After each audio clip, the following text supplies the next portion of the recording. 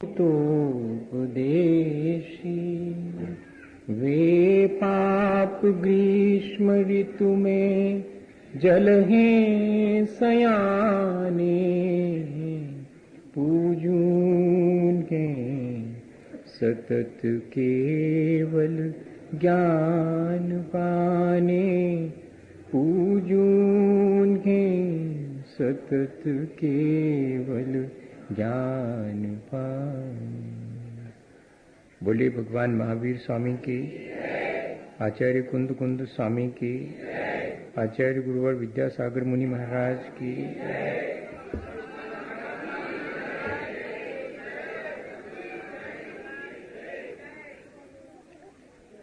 हम सभी लोग अपने जीवन को अच्छा बनाना चाहते हैं और यही कारण है कि हमारे मन में अपने जीवन को अच्छा बनाने की प्रक्रिया पर विचार करने का भाव उत्पन्न होता है और हम रोज मिल बैठकर अपने जीवन को अच्छा बनाने की प्रक्रिया पर विचार करते हैं।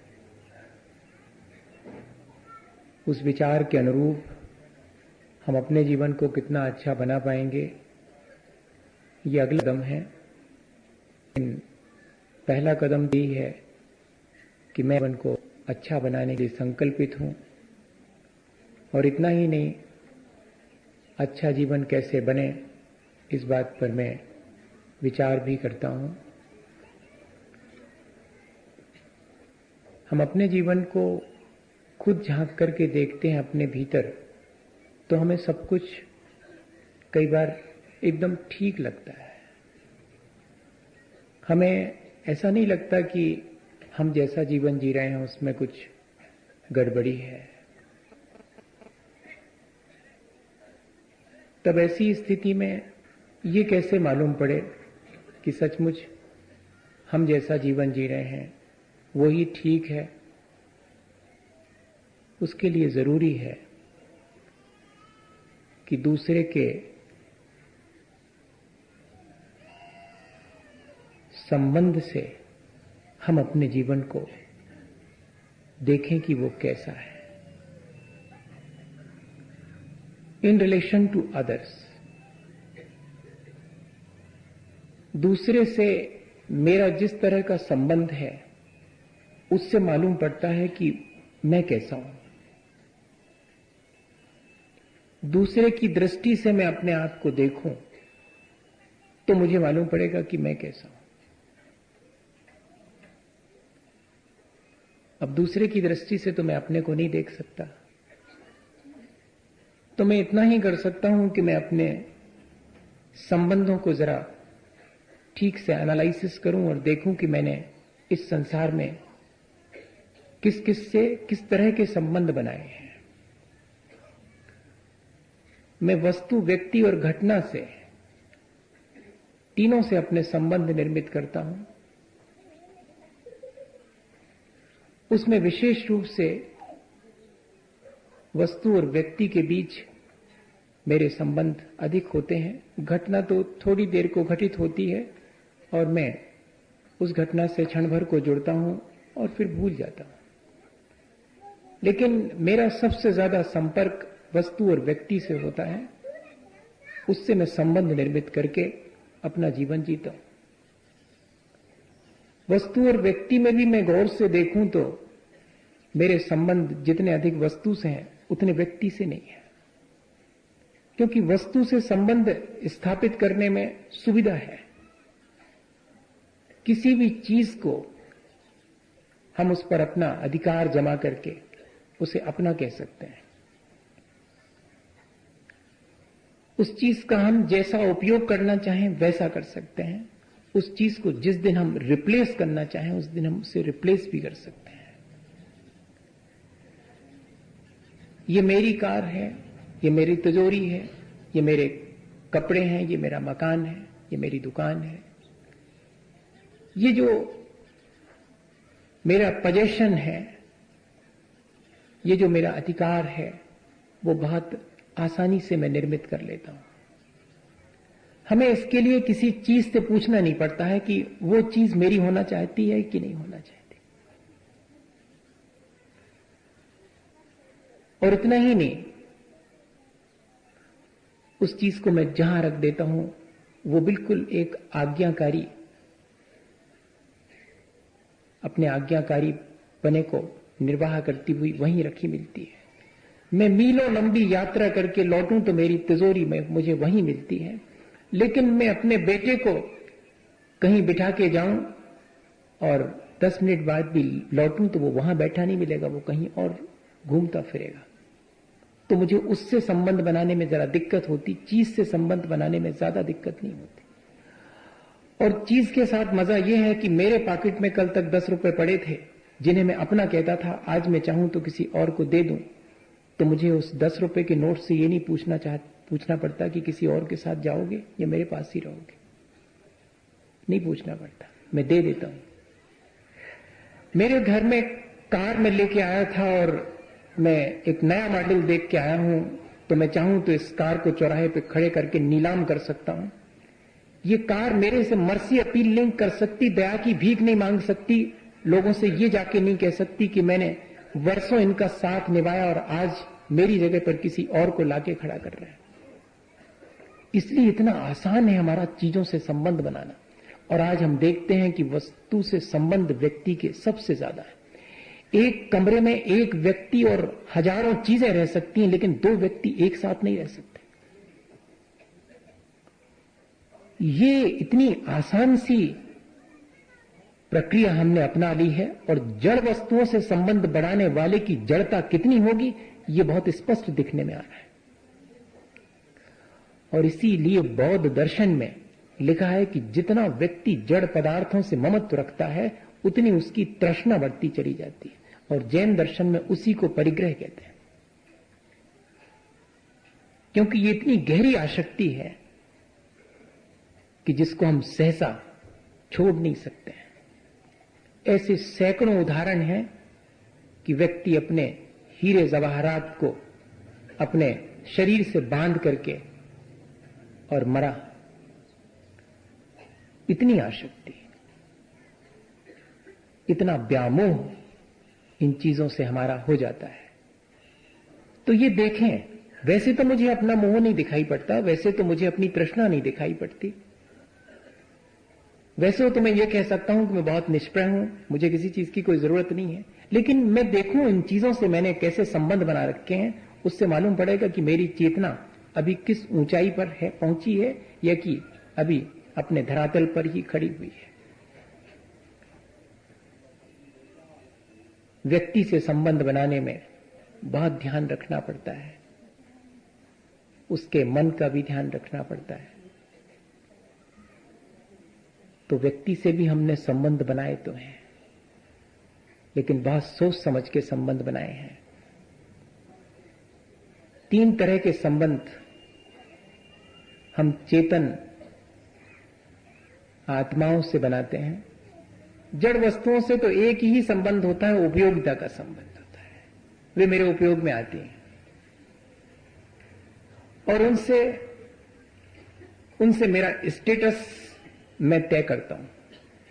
जिसके पास जितनी कीमती चीजें हैं वो उतना कीमती हो जाता है, जिसके पास जितनी ज्यादा चीजें हैं वो उतना बड़ा हो जाता है।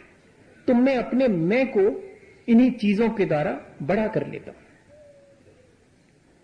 लेकिन व्यक्ति के साथ मेरा उपयोगिता का संबंध तो है ही, मेरे और भी संबंध है। घृणा का और द्वेष का भी संबंध है, प्रेम, दया और करुणा का भी संबंध है। मेरे कुछ थोड़े से संबंध श्रद्धा और भक्ति के भी हैं। अब ये देखना है कि इनका रेशियो क्या है, उससे मालूम पड़ जाएगा कि मैं कैसा हूं। तो मैंने जिस ऑर्डर में कहा है उसी ऑर्डर में रेशियो बन जाएगा। सबसे ज्यादा मेरे संबंध अगर सुबह से शाम तक देखूं तो घृणा और द्वेष के हैं। बहुत गौर से देखना, मैं कोई उलाहना नहीं दे रहा हूं, मैं तो सिर्फ एनालिसिस कर रहा हूं। मैं अपने बारे में कह रहा हूं। मान लीजिएगा हम सब अपने अपने बारे में सोच रहे हैं, किसी और के बारे में नहीं सोच रहे। मैं सुबह से शाम तक ये देखता हूं कि मेरे संबंध अधिकतम घृणा और द्वेष के ही संबंध हैं।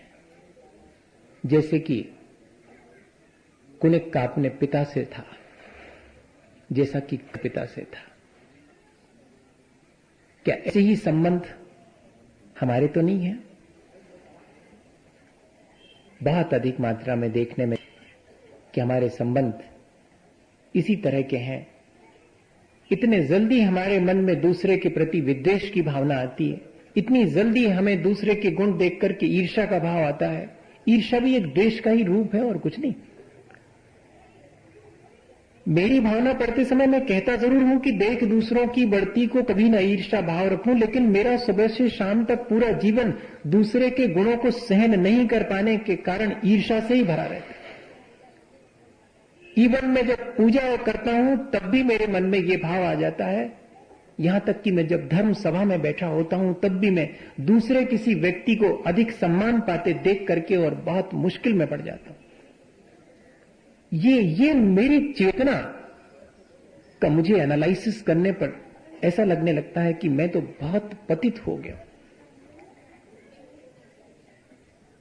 अगर ये विचार हमारे भीतर आने लगे तो समझिएगा कि हां, अब मेरी चेतना समृद्ध होने वाली है।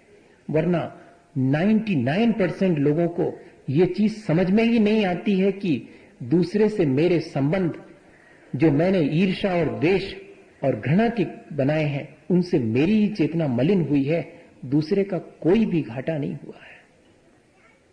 ये बहुत कम लोगों को ये चीज समझ में आती है। हमारा सौभाग्य कि हमें ये चीज समझ में आ रही है कि मुझे मेरे संबंध ऐसे नहीं बनाना है जिससे मेरी चेतना मलिन हो, क्योंकि society is the projection of our self. ये जो दिखाई पड़ने वाली समाज है वो मेरा अपना प्रोजेक्शन है और कुछ भी नहीं है।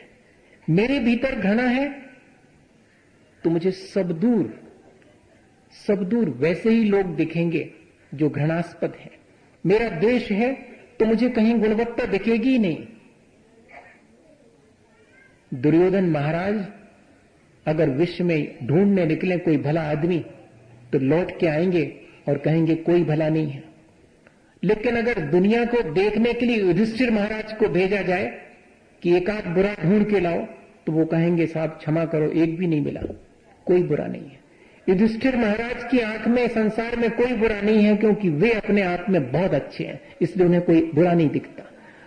और दुर्योधन महाराज को कोई अच्छा नहीं दिखाई पड़ता, उनको सब बुरे मालूम पड़ते हैं, क्योंकि उनके भीतर इतना कुछ कचरा है, इतनी कुछ बुराइयां हैं कि किसी और की अच्छाई दिखती ही नहीं है। ये अपना एनालिसिस खुद करना पड़ेगा कि जब जब मैं दूसरे की बुराई देखता हूं तो वो मेरा ही प्रोजेक्शन है, वो मेरे भीतर पड़ी हुई विकृति है। और जब जब मुझे कहीं किसी के भीतर कोई अच्छाई दिखती है तो वो अच्छाई वहां नहीं है, वो मेरे भीतर है। किसी को अच्छा कहने वाला भले ही दूसरा अच्छा हो ना हो, वो स्वयं तो अच्छा हो ही जाता है। और किसी और को बुरा कहने वाला दूसरा बुरा हो या ना हो, स्वयं तो बुरा हो ही जाता है। ये बहुत सीधा सा गणित है। लेकिन हमें अब स्वयं अपने जीवन के बारे में विचार करना चाहिए कि हमने जो संबंध निर्मित किए हैं वो कहीं ऐसा तो नहीं, उनका रेशियो घृणा, द्वेष, ईर्ष्या और विद्वेष का तो नहीं है। अगर ऐसा है तो मैं उसमें कमी लाऊं, और कमी लाने के लिए मुझे कोई बहुत अधिक प्रयत्न नहीं करना है। मुझे उन संबंधों को थोड़ा सा चेंज कर देना है। सुकरात से जब ये कहा गया, दार्शनिक थे, जब ये कहा गया कि एक व्यक्ति है जो तुम्हारा बहुत बड़ा शत्रु है और वो सोचता है कि मैं जब तक चैन से नहीं बैठूंगा जब तक सुकरात से अपना बदला नहीं ले लूंगा। हो गई होगी तुमसे कोई गलती जिसको कि उसने गांठ बांध ली अपने भीतर, वो ऐसा कहता फिरता है। तो सुकरात ने कहा कि अब मैं भी तब तक चैन से नहीं बैठूंगा जब तक कि उसे अपना मित्र न बना लूं। ये चेतना की ऊंचाई से ही निकल सकती है बात, वरना एक common person think about the person, a medium person think about the events, बहुत मुश्किल है इससे ऊपर उठना। A ideal person think about ideas and ideals. एक कॉमन पर्सन 99% लोगों के अंदर दूसरे के बारे में ही सोचने का क्रम चलता है, और दूसरे के बारे में भी भला सोचने का क्रम नहीं। एक common person think about the person, यानी एक सामान्य व्यक्ति सिर्फ दूसरे की बुराइयों के बारे में सोच करके अपने जीवन को मलिन करता रहता है। मध्यम प्रकार के लोग घटनाएं घटित होने पर उनको एनालाइज करते रहते हैं, ये ठीक हुआ नहीं हुआ, देश में क्या चल रहा है। वो एक चाय की दुकान पर खड़े होकर एनालाइज करेंगे पूरी संसद में होने वाली कार्रवाई को। पूरे खेल का अगर कोई एनालिसिस करने वाला है तो पूरे खेल को एनालाइज करके बता देगा वो कि ये यहां पर ये फॉल्ट था और यहां ये ऐसा था। अपने जीवन के बारे में सोचने का वक्त नहीं है उसे। ये मीडियम पर्सन इवेंट्स पर घटित होने वाली सांसारिक घटनाओं को एनालाइज करता है। आइडियल पर्सन बहुत 1% होगा, कोई जो आइडियाज और आइडियल्स के बारे में, किसी आदर्श के बारे में और अपने जीवन को अच्छा बनाने के बारे में सोचेगा। इसलिए हम देखें कि हम किस तरह का सोच रखते हैं, हमारा अपना दूसरे के बारे में किस तरह का सोच है, द्वेष का है, ईर्ष्या का है, किस तरह का है। अगर हम चाहें तो उसको परिवर्तित कर सकते हैं, बहुत आसानी से उसे बदल सकते हैं। घृणा को प्रेम में बदलने की प्रक्रिया है, और घृणा को या कि शत्रुता को मित्रता में और मैत्री में बदलने की प्रक्रिया है। वो प्रक्रिया भी हम अपना सकते हैं चाहें तो। उससे मालूम पड़ जाएगा कि अब हमने अपने जीवन को परिवर्तित करना शुरू किया है। एक जगह और लिखा हुआ है कि relationship is the mirror in which I see myself as I am. संबंध और कुछ नहीं है, एक तरह का दर्पण है जिसमें कि मैं अपने आप को देखता हूं कि मैं कैसा हूं उन संबंधों के माध्यम से। क्योंकि मेरे घृणा का संबंध मेरे भीतर की घृणा को मुझे दिखा देता है, मेरा दूसरे से प्रेम का संबंध मेरे भीतर के प्रेम को मुझे सामने दिखा देता है। वैसे मुझे समझ में नहीं आता है कि मैं किससे घृणा करता हूं, किससे प्रेम करता हूं, पर दूसरे व्यक्ति से पूछने पर मालूम पड़ता है कि हाँ, ये व्यक्ति बहुत बहुत प्यारा व्यक्ति है, या ये व्यक्ति बहुत विद्वेष करने वाला, ईर्ष्यावान, ईर्ष्यालु व्यक्ति है। प्रेम और दया और करुणा के संबंध भी हैं आज के समय में, ऐसा नहीं है कि नहीं है। हम वैसा जीवन भी अपना बना सकते हैं, इस पर थोड़ा सा विचार कर लें। एक नौयुवक बस में बैठा हुआ है, यात्रा कर रहा है। अचानक एक बुजुर्गवार वृद्ध व्यक्ति बस में ऊपर चढ़ते हैं। वे देखते हैं कहीं स्थान हो बैठने का, लेकिन कहीं कोई स्थान उन्हें दिखाई नहीं पड़ता बैठने का। वे थके हारे वहीं हैंडल पकड़ करके खड़े हो जाते हैं। तेज गाड़ी चलने से वे गिरते गिरते बचते हैं। उस वृद्ध व्यक्ति को असुविधा में देख करके युवक अपने स्थान से खड़े होकर के उन्हें बैठने का स्थान देता है। तो बाकी जो लोग बैठे हुए हैं हंस पड़ते हैं। वो हम ही लोग हैं, ऐसा मत समझना कि वो कोई और लोग हैं, ये हम ही लोग हैं जो किसी की मदद करने वाले पर हंसते हैं। और क्या सोचते हैं, होगा कोई ना कोई स्वार्थ इनका, तब तो खड़े हो गया, कोई रिलेशन लगता होगा, या कि हो सकता है कि इस बुजुर्ग की कोई बेटी ब्याह के लायक हो और इस लड़के का उससे कोई अफेयर हो, इसलिए उसको जरा लाइन पे ला रहा है, इसलिए जगह दे रहा है। मैं तो एनालिसिस कर रहा हूं, आप बिल्कुल निश्चिंत बैठिएगा। हाँ, आप ऐसा मत सोचिएगा कि हमारे आचार्य भगवंत को ये सब चीजें नहीं मालूम थी। उन्हें सब कुछ मालूम था। उनकी आंख से ये संसार और इस संसार की अच्छाइयां बुराइयां कुछ भी नहीं छुपी हुई है। ये हमारा अपना सोच देखिएगा, इतना ही सोच पाएंगे, इससे ज्यादा ऊंचा तो उठ ही नहीं पाते हम, इतना ही सोच पाते हैं। उसने भी यही सोचा, सब लोग हंस पड़े उस पर एक व्यक्ति नहीं हंसा। वो इस घटना को देख करके द्रवित हो गया, बहुत हर्षित हो गया। उस नौयुवक के कंधे पर हाथ रख के उसने कहा कि बहुत बहुत धन्यवाद। आज भी ये चीजें जीवित हैं, मैं ये देख करके कृतार्थ हुआ। तो उस नौयुवक ने मालूम क्या जवाब दिया कि इसमें मैंने कुछ अतिरिक्त नहीं किया, ये तो मेरा कर्तव्य है। अगर इस समय जबकि मैं ऊर्जावान हूं और युवक हूं, इस समय यदि ऐसे नहीं कार्य करूं तो इस वृद्धावस्था में करूंगा जबकि मैं अशक्त हो चुकूंगा, जबकि मुझे खुद जरूरत होगी कि कोई मुझे सहारा दे। ये सोच अगर डेवलप हो जाए तो फिर देखिएगा कि हमारे संबंध क्षण भर में उस बुजुर्गवार से संबंध प्रेम का बन गया, और बाकी वे जो हंसे थे उन्होंने उस बुजुर्ग के माध्यम से एक द्वेष का संबंध निर्मित कर दिया। वहीं उसी क्षण, भले ही क्षण भर को किया हो, लेकिन वो क्षण भर का संबंध हमारे चेतना की ऊंचाई और हमारे चेतना के पतित होने को दर्शा के चला गया। ये हमारे अपने संबंध जो हमने निर्मित किए हैं, उन्हें हमें बहुत गौर से सुबह से शाम तक देखना चाहिए। लिखा तो यहां तक है कि जो कुलीन होते हैं, जिनको खानदानी कहते हैं, ये शब्द मैंने आचार्य श्री से 1992 में बहुत बड़ी धर्म सभा में और धीरे से हम लोगों की तरफ इशारा करके सुना था मैंने 1992 में, जबकि 5 लाख जनता आचार्य महाराज के प्रवचन सुनने के लिए मैंने पहली बार अपनी जिंदगी में, क्योंकि मैंने ये भी देखा है 1976 में कि 50 लोगों में रविवारी धर्म सभा हुई है, और एक स्थिति वो थी, सबसे बड़ा पंच कल्याणक उस समय 1992 में हुआ था जब जबलपुर में, तब सिर्फ सिर ही सिर दिखाई पड़ते थे। उस बीच कोई एक सिंधिया परिवार के व्यक्ति आए थे और उन्होंने जिस तरह से सिर पर पगड़ी लगाकर आए थे तो उतार करके, और जिस तरह से आचार्य महाराज की विनय की थी, उससे उन्होंने धीरे से कहा था कि ये हैं खानदानी लोग, ये शब्द कहा था।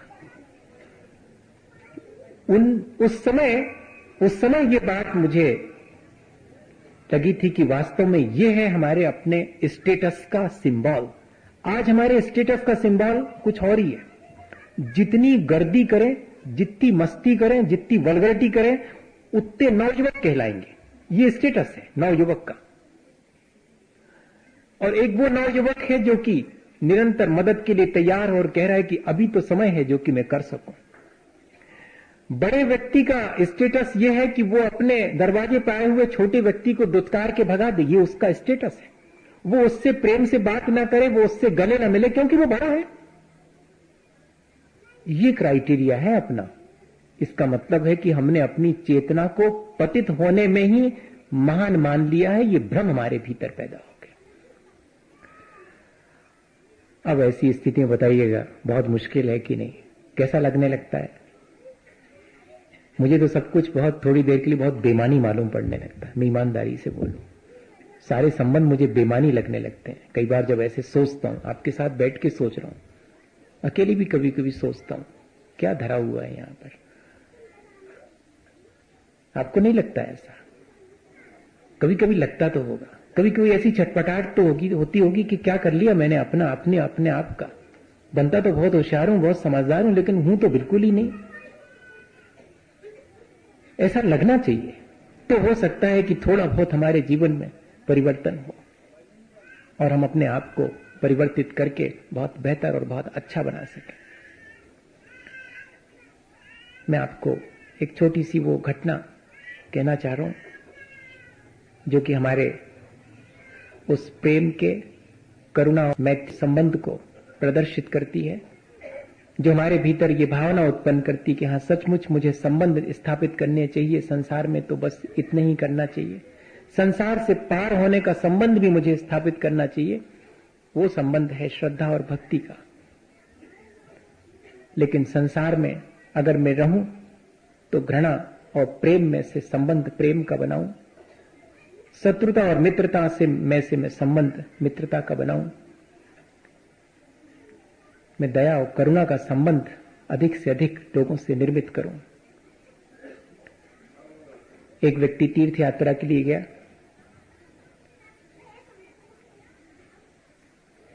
और रात 11 बजे वहां पहुंचा।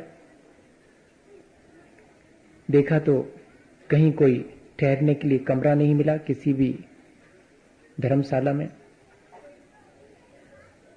उसने बाहर ही जो पर्ची थी, दालान थी, उसमें अपना सामान रख लिया। सोचा कि रात तो यहां कट जाएगी, लेकिन जीवन साथी ने थोड़ी सी अपनी तकलीफ बताई कि मैंने आज रास्ते में दूध न मिल पाने से अपनी दवाई नहीं खा पाई है, तो थोड़ा सा घबराहट हो रही है। हार्ट पेशेंट है, शायद बीपी बढ़ गया होगा, एग्जॉशन भी हो गया है। अब थोड़ी घबराहट हुई कि सोच रहे थे कि इस दालान में ही रात निकल जाएगी, लेकिन दालान में तो निकल जाएगी, पर तकलीफ में कैसे निकलेगी। इस तकलीफ को दूर करने के लिए मुझे कहीं से दूध का इंतजाम तो करना ही चाहिए। देखा तो कहीं कोई सुविधा नहीं थी दूध की, सब दुकानें बंद हो चुकी थीं। जो खुली थी उनके पास भी इतनी रात कौन आएगा ये सोच करके दूध खत्म ही हो गया था। किसी ने कहा कि यहां पर एक ही घर है, चले जाएं, शायद वहां आपको मदद मिल जाए, बाकी सब तो हम लोग दुकान वाले ही लोग यहां हैं। रोशनी देख करके उस घर के दरवाजे पर पहुंच करके बहुत हिचकिचाहट होती है कि इतनी रात गए, किसी भले आदमी को जगाना तो ठीक नहीं है। अपरिचित व्यक्ति, इतना ध्यान रहता है क्या अपने को? बहुत मुश्किल है। अपना काम अटकने पर तो कुछ ध्यान नहीं रहता, दूसरे का काम अगर अटक जाए तो उसको 4 बातें सुनाने का ध्यान तो रहता है। कोई अगर रात 12 बजे अपने दरवाजे पर आ जाए तो क्या कहने का मन होता है कि भले आदमी हो क्या? लगते तो नहीं हो भले आदमी। 12 बजे रात को किसी को जगाना ठीक लगता है क्या? या कि हो सकता है कि दरवाजे ही नहीं खोलूं, कह दूं कि मैं अभी सो हुआ हूं, अभी नहीं हुआ, सुबह मिलूंगा। कितनी सी मैंने उस व्यक्ति से देश का संबंध स्थापित कर लिया क्षण भर में। मैं उससे यह भी कह सकता था कि इतनी रात गए, आप आए हैं, मैं आपकी क्या मदद कर सकता हूं। ये तो बहुत कठिन है, इसके लिए तो चेतना की भलाई चाहिए। अब उस दरवाजे बहुत हिम्मत करके नॉक किया, खटाया, तो थोड़ी देर बाद किसी के आने की आवाज सुनाई पड़ी। लालटेन लिए एक वृद्ध व्यक्ति ने दरवाजा खोला और खोलते ही साथ लालटेन की रोशनी में इस अपरिचित तीर्थयात्री को देख करके, अरे कहा नहीं तुमने कि तुम आने वाले हो? अरे पहले तो खबर दे देते मुझे, और इतनी रात हो गई, और बहू कहां है? वाह भाई, बच्चों को लाए हो कि नहीं इस बार? अपरिचित व्यक्ति से कह रहे हैं। कैसा लग रहा है आपको? थोड़ा ढीला होगा उसका, नहीं क्या लग रहा है आपको? यही लग रहा होगा, और क्या लग सकता है? इससे ज्यादा क्या लग सकता है? कि ऐसा ही होगा? कोई ऐसा तो होता है क्या संसार में? ये कहां की घटना सुना रहे महाराज जी। ठीक ठीक आदमी होगा, ऐसा लग ही नहीं सकता कि जो एक अपरिचित व्यक्ति से इस तरह बोल रहा है कि पहले सूचना देकर के आ जाते, और बहू को लाए कि नहीं, बच्चे हैं कहां हैं। वो अपनी बात कुछ कह ही नहीं पाया कि मैं दूध ढूंढने के लिए निकला हूं कि कहीं एक पाव दूध मिल जाए, और इसके पहले ही बुजुर्ग बाहर इतना सब कह चुके और ये कह रहे हैं कि बाहर ही खड़े रहोगे क्या? अरे बैठो, हाँ अंदर बैठो। और अपने बेटे को आवाज देता है कि देखो तो इतना बड़ा हो गया है और मुझे बिना खबर दिए हुए और आ गया, और बता भी नहीं रहा है कि बहू कहां है, बच्चे कहां हैं। जाओ जाओ गाड़ी लेकर के जाओ, कहां पर है? अरे ये तो हक्का बक्का है कि ये बुजुर्ग बार क्या मेरे परिचित हैं, मैं तो इनको जानता ही नहीं हूं। वो हाथ जोड़ के कहता है कि सब लोग आए हुए हैं, लेकिन अभी मुझे और कोई जरूरत नहीं है, मुझे सिर्फ 1 गिलास दूध चाहिए। हाँ हाँ चाहिए तुम्हें 1 गिलास दूध चाहिए, अकेली तुम अपनी चिंता करते हो, चलो बैठो यहां पर। और कहां है बहू, कहां पर है, और बच्चे कहां हैं, और सामान वहां पर धर्मशाला में रख।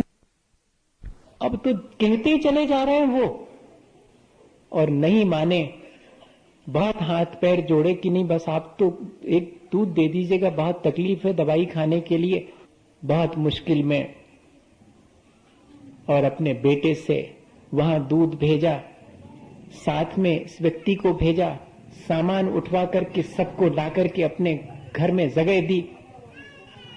ये सच्ची घटना सुना रहा हूं। इंदौर की नई दुनिया में धड़कन नाम के कॉलम में निकलती आस्था, जो पढ़ते हैं वे जानते होंगे, उसमें से पढ़ी थी मैंने और कहीं से नहीं लाया मैं।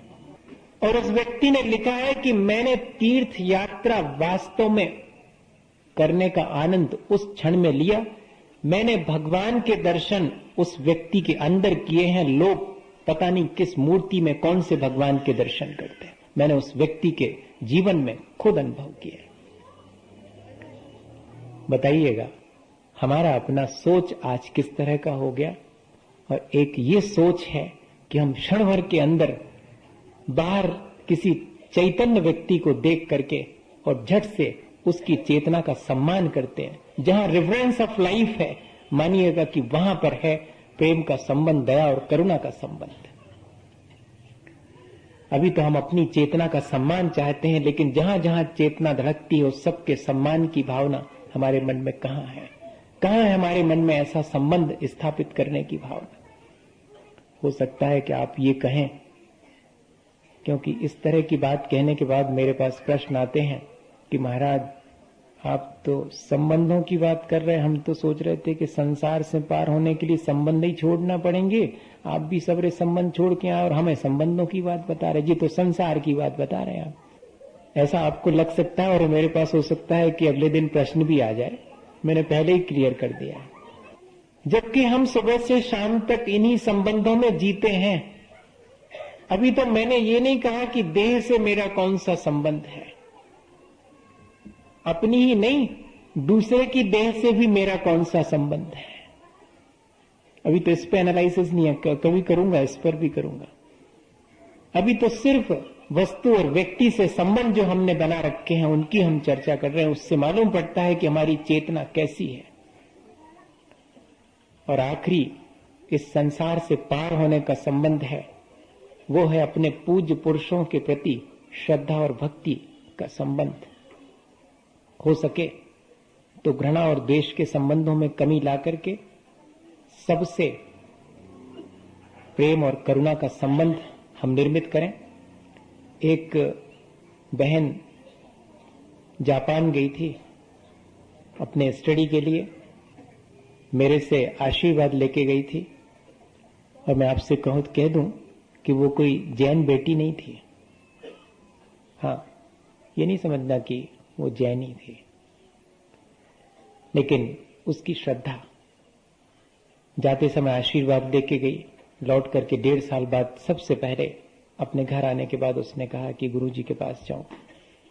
ठीक है,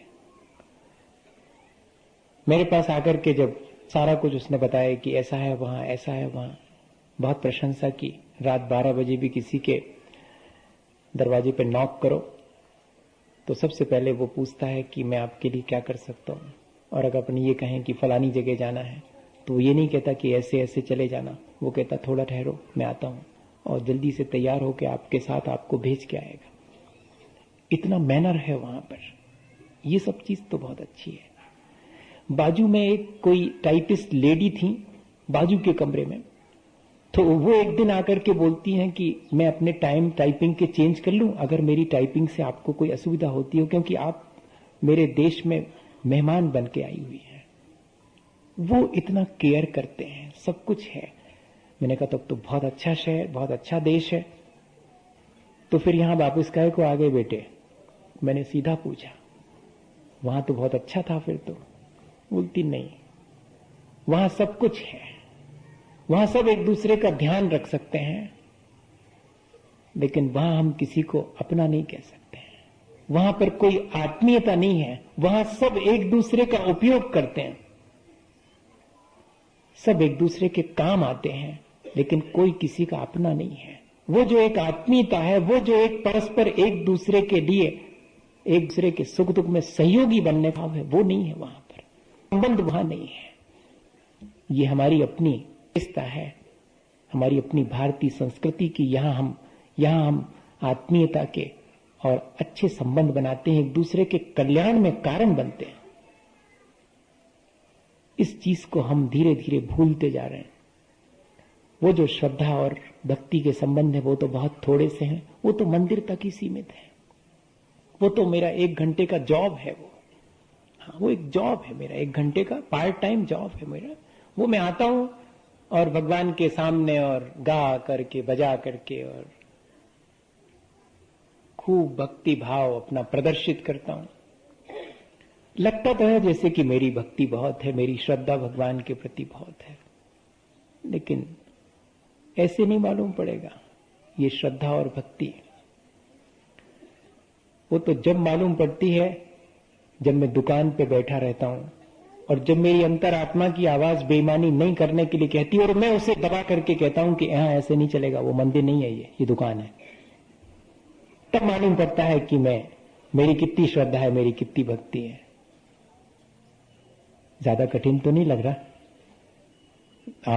आप कहेंगे तो मैं इतना ज्यादा एनालिसिस नहीं करूंगा। आपको खुश करने वाली बात, अभी तो आप खुश नहीं हो रहे हैं मेरे से, आपको लग रहा है कि क्या क्या कर रहे हैं, गड़बड़ हो रही है, तो बिल्कुल जी कैसे पाएंगे, ऐसे तो बहुत मुश्किल है। एक व्यक्ति कहने लगे कि महाराज ये सब बातें कहने सुनने में प्रवचन तक अच्छी लगती, फिर जीवन में तो अच्छी नहीं लगती। वो बिल्कुल ये स्थिति हम लोगों के साथ, हम लोग सब जानते समझते हैं, पर हमारा अपना जीवन किस तरह बीत रहा है इसके बारे में थोड़ा सा विचार करना और शुरू कर दें। क्या वो जो मंदिर की श्रद्धा और भक्ति है वो मेरे जीवन में आ पा रही है? मेरे अपने रोजमर्रा के जीवन में उसका कोई जरा भी फैलाव मुझे दिखाई पड़ता है? ये तो कोई विरले ही लोग होते हैं, जैसे कि विनोबा जैसे लोग, जो अपने कमरे में झाड़ू लगाते समय पूछने पर कि क्या कर रहे हो, कहते भगवान की प्रार्थना कर रहा हूं। अजीब आदमी हो, झाड़ू लगा रहे हो और कह रहे भगवान की प्रार्थना कर रहा हूं। हाँ, भगवान ने यही तो कहा है कि जैसे मैं अपने कमरे का कचरा पसंद नहीं करता और उसे झाड़ कर बाहर फेंकता हूं, ऐसे ही मुझे अपने मन के द्वेष, ईर्ष्या, क्रोध, कषाय, मिथ्यात्व, ये सब जितनी कचरे हैं इनको निकाल के बाहर फेंकना, यही तो भगवान ने कहा। इसलिए मैं वही करता रहता हूं। ये कचरा निकालने और मुझे किसी और व्यक्ति की जरूरत नहीं पड़ती कि मेरा कमरा झाड़ने की एक प्यून वो लाओ, स्वीपर लाओ। मैं अपने हाथ से कर लेता हूं। मैं ये मान के करता हूं कि जैसे मैं प्रार्थना कर रहा हूं, प्रार्थना करने का मेरा ढंग इस तरह का है। आपका प्रार्थना करने का यही ढंग की घंटी बजाई, जलधारा करी, जय जय जय नाथ परम गुरु होए, हाँ बस। और फिर बाद में बाहर निकले तो फिर तो सब शुरू हुए, जो भी चलता संसार में, आप परम गुरु हुए वो उधर के लिए। नहीं ऐसा नहीं होना चाहिए। इतना अलग अलग जीवन नहीं होना चाहिए, इतना खंडित तो नहीं होना चाहिए। कुछ तो उसका मैनिफेस्टेशन, कुछ तो उसका फैलाव मेरे जीवन में भी, विस्तार उसमें भी दिखना चाहिए। मैं ये कह रहा हूं, और कोई बहुत विशेष बात नहीं कहना चाहिए। वो जो श्रद्धा और भक्ति का मेरा संबंध है वो बहुत ऊंचा संबंध है। वो मुझे संसार से पार करने वाला संबंध है। वो मुझे निर्मित करना था, वो भी मैंने इस तरह से बहुत सुपरफिशियल, बहुत सतही स्थापित किया है श्रद्धा और भक्ति का। और वो भी कितने घंटे भर के लिए। जब मैं भगवान के सामने होता हूं तब भगवान को मैं हमेशा अपने सामने रखूं अगर मेरी श्रद्धा और भक्ति है। और जब वो मेरे सामने रहेंगे तो फिर मैं बेईमानी कर ही नहीं पाऊंगा। फिर मैं कहीं भी किसी भी अवस्था में रहूं, अगर मेरा श्रद्धा और भक्ति का संबंध है जिसके प्रति है, तो वो 24 घंटे मेरी आंख के सामने है। जैसे कि किसी बेटे से पूछा जाए कि मां की याद आती है क्या, तो वो कहेगा भूलते ही कब हूं जो अलग से याद करना पड़े, मुझे याद ही उन्हीं की बनी रहती और किसी की आती नहीं। क्या ऐसा है भगवान के प्रति हमारा श्रद्धा और भक्ति का भाव? एक छोटी सी घटना मिनट में हो जाए। आज 10 बजे तक करेंगे अपन, है ना, 9:45 से 10 कर लेते हैं, 15 मिनट। संडे है, हाँ, उसको क्या आप करनी पड़ेगा, एडजस्ट करनी पड़ेगा। वो कहानी 10 मिनट तो लगेंगे उसमें। हाँ। क्या हुआ, एक जहाज, पानी का जहाज एक द्वीप के किनारे रुका। बहुत लंबी यात्रा हो गई थी। सामने द्वीप दिखाई पड़ा, आइसलैंड, टापू भी कहते हैं अपन। वहां उन्होंने उसको रोका देखें यहां कुछ मिलता है अपने लिए कि नहीं मिलता है, थोड़ा रेस्ट हो जाएगा, फिर आगे चलेंगे। उतरते ही साथ उन्हें दिखा कि और तो कुछ नहीं है, लेकिन एक मंदिर दिख रहा है, बहुत पुराना सा, जीर्ण शीर्ण, चल के देखना चाहिए। तो उसमें जो पंडित नुमा या पुरोहित जैसे, पुजारी जैसे लोग थे, उनको तो बहुत ज्यादा इंटरेस्ट था मंदिर दिखते ही साथ। हाँ, होता है इस तरह का, इसमें होना ही चाहिए। मैंने पंडित नुमा शब्द कहा तो बुरा तो नहीं लगा आपको, क्योंकि पंडित होना बहुत कठिन है, पंडित नुमा होना बहुत आसान है। विद्वान होना बहुत आसान नहीं है, विद्वान नुमा होना तो बहुत आसान है। हो जाते हैं अपन थोड़ी सी दो चार बातें पढ़ करके। तो इसलिए ये शब्द मुझे अच्छा लगता है कि पंडित नुमा, जैसे कि हम सब मनुष्य नुमा प्राणी हैं। हाँ, मनुष्य तो नहीं हो तो मनुष्य नुमा ही कहना पड़ेगा, और क्या कहेंगे बताइए, आप ही बताइए। अब उनको वहां इंटरेस्ट की मंदिर है, चलते देखें। तो वहां जाकर के देखा तो 3 संत पुरुष जैसे दिख रहे थे। इनको लगा कि लगता है ये हमसे भी ज्यादा जानकार है, और अपने से ज्यादा जानकार कोई दिख जाए तो फिर बड़ी मुश्किल होती है। फिर तो ये लगता है कि जरा इनकी परीक्षा करके देखूं क्या क्या आता है। अगर आप कुछ पढ़ रहे हो और किसी से बताएं कि हम ये पढ़ रहे हैं, तो मालूम वो क्या करेगा सबसे पहले, अच्छा ये चीज कैसी है, ये चीज कैसी है, और फिर बाद में आप बता नहीं पाएंगे तो भीतर ही भीतर मजा लेगा, कह रहे जानता वानता कुछ नहीं है, डिग्री जरूर है इसके पास, बाकी अपन तो ठीक है। हाँ, बहुत बहुत आज तो मेरा वो पूरे मन से बैठा हूं, मैं बहुत एनालिसिस कर रहा हूं, तो आप बिल्कुल निश्चिंत रहिएगा। एक एक चीज। अब वो क्या हुआ कि उसमें से उन्होंने देखा कि ये लग तो बहुत बड़े से रहे हैं, लेकिन बड़ा कैसे मान लूं सहसा। तो पूछा कि क्या करते हो तुम लोग। तो इन पंडितों को देख करके वो तीनों भोले भाले प्राणी थोड़े से घबराए। उन्होंने कहा कुछ नहीं, हम तो यहां भगवान की पूजा प्रार्थना करते हैं। अच्छा, पूजा प्रार्थना करते हो, क्या है तुम्हारी पूजा करने का ढंग, कैसी पूजा करते हो, कौन सी स्तुति पढ़ते हो, स्टैंडर्डाइज कोई तुम्हें प्रार्थना याद है? उन्होंने कहा स्टैंडर्डाइज कोई प्रार्थना वो तो नहीं है याद। तब फिर इनको बड़ी राहत मिली कि हम अभी विद्वान ज्यों के त्यों हैं। हाँ, ये कुछ नहीं जानते, सब बुद्धू है। हाँ, उन्होंने कहा बैठो हम बताते हैं।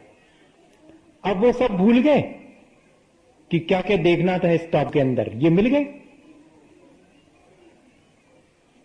तो तुम्हें कुछ भी नहीं आता, हमको तो वैसे कोई प्रार्थना बड़ा, तो करते क्या हो तुम? तो उन्होंने कहा बस आप देख रहे हैं इस खंडहर में जब हम आए तो कोई नहीं था, ये तीनों मूर्तियां जो सामने हैं वही थीं। हमको प्रार्थना आती नहीं है, हम अज्ञानी हैं, तो हम लोगों ने अपने आप ही एक प्रार्थना बना ली। क्या प्रार्थना बनाई तुम लोगों ने? यही कि you are 3, we are 3, have mercy with us. आप भी 3 हैं, हम भी 3 हैं, हम पर दया बनाए रखना। अब इससे ज्यादा क्या? उन्होंने कहा सब गलत, ये कोई प्रार्थना होती है क्या? तो उन्होंने कहा कि आप विद्वान हैं, आप हमें बता दें कि प्रार्थना कैसे की जाती, हम सीख लेंगे आपसे। पर हमारी श्रद्धा है भगवान में, तो हमसे जो बनता है टूटा फूटा वो हम करते हैं। उन्होंने कहा नहीं, ऐसे नहीं होती प्रार्थना, ऐसे नहीं व्यक्त की जाती श्रद्धा, हम बताते हैं। और उन्होंने एक लंबी सारी प्रार्थना, सकल गे गायक तदपि निजानंदर स्लीन, वो वाली, या कि और भी बड़ी वाली, जो भी हो, जो भी स्टैंडर्डाइज होगी, वो उन्होंने उनको वो सिखा दी पूरी। अब वो बेचारे भोले भाले प्राणी, उन्होंने एक बार सुनी, कहां याद रहने वाली, फिर से बता दीजिएगा। फिर हाथ जोड़ करके, नीचे तो बैठे हैं वो पैरों में उनके तीनों, और आप फिर से बता दीजिएगा। फिर बता दी, अब याद रह जाएगी, ठीक है। जो बनी उनसे सेवा, वो सब जहाज के लोगों के की, सबको विदा करने गए, नदी के किनारे तक उनको छोड़ने गए वो तीनों, भोले भाले भक्त श्रद्धालु थे वो तो। और जहाज जाने लगा, दूर तक जहाज चला गया समुद्र के भीतर। अचानक उस जहाज में से इन लोगों को ऐसा दिखाई पड़ा कि अरे ये कौन सी चीज चली आ रही है, बिल्कुल 3 जुगनू की तरह, स्टार की तरह कुछ चीजें चली आ रही हैं। तो ये सब घबराए कि कोई विपत्ति तो नहीं है। सब अलर्ट हो गए। पंडित जी नुमा जो लोग थे उनने जल्दी से अपनी माला वाला निकाली, जपना शुरू कर दिया कि कोई विपत्ति आने वाली है। हाँ, ऐसे होता है। भले ही भीतर में श्रद्धा ना हो, लेकिन तो लिखा है उसमें कि जाप फिरना चाहिए, उसमें क्या बात है। जब विपत्ति आए तब, बाकी नहीं, बाकी सुख के समय पर तो जितना एंजॉय करना उतना एंजॉय करो। भगवान जी को तो अपन कह के आते हैं कि देखो हमारे साथ में मत आना, वहीं पर वो शटर वहीं ताला वाला लगा करके संगे आओगे तो बहुत परेशानी पड़ोगे। यहां तो हम बहुत मुश्किल, दुकान में कहां इतनी भीड़ में आप बैठोगे और धूप भी रहती है, और तो हमने वहीं लॉक करके आते हैं, उनको बाहर ना आ जाए वो हमारे साथ।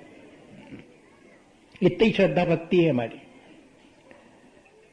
मैं ये नहीं कह रहा हूं कि आप मंदिर जाना बंद कर दें, मैं ये नहीं कह रहा हूं कि आप पूजा पाठ करना बंद कर दें। मैं सिर्फ ये कह रहा हूं कि मेरे मंदिर जाने और मेरे पूजा करने से मेरे भीतर जो श्रद्धा और भक्ति है वो मेरे संसार को बढ़ाने वाली है कि कम करने वाली है। बस इतना ही देख लें और कुछ नहीं।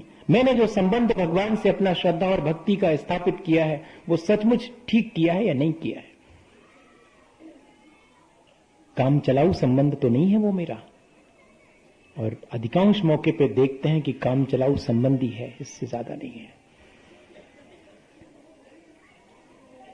वो जैसे जैसे वो ज्योति जैसी चीजें पास आती गई, दहशत बढ़ती गई, लेकिन बहुत निकट आई तो लोगों ने देखा कि अरे ये तो वही तीनों हैं जिनको कि हम अभी प्रार्थना सिखा करके उस टापू पर आए थे, और ये ऐसे चले आ रहे हैं, बिल्कुल अनलाइटेड, बहुत चमक रहे हैं ये तीनों, और पानी पर ऐसे चले आ रहे हैं।